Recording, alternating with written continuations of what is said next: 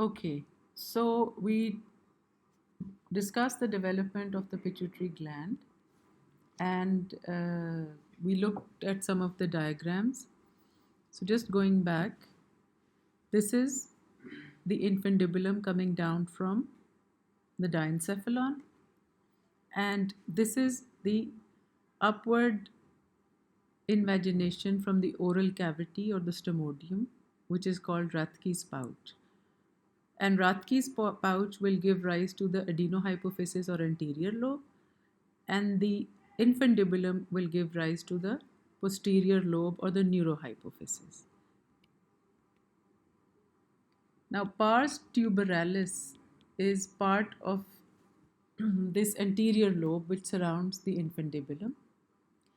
Pars intermedia is from posterior wall of Rathke's pouch. So both of them are coming from the anterior lobe. Pars tuberalis and pars intermedia. Pars intermedia is this area here.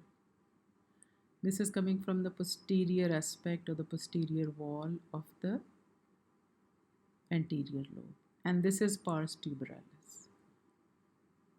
These are the two structures.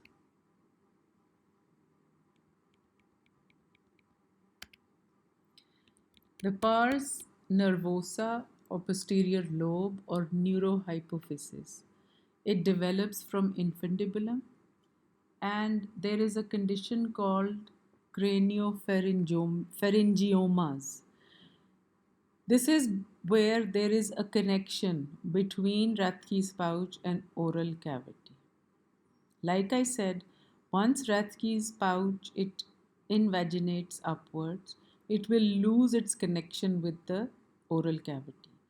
But if that oral cavity connection remains, then you will have in the roof of the pharynx a growth which is called craniopharyngioma, and it may cause developmental abnormalities like hydrocephalus and pituitary dysfunction like growth disorders or diabetes insipidus.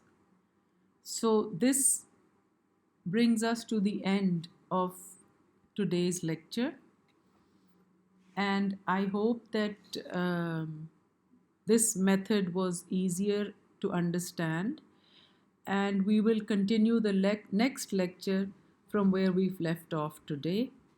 Khuda Hafiz and take care.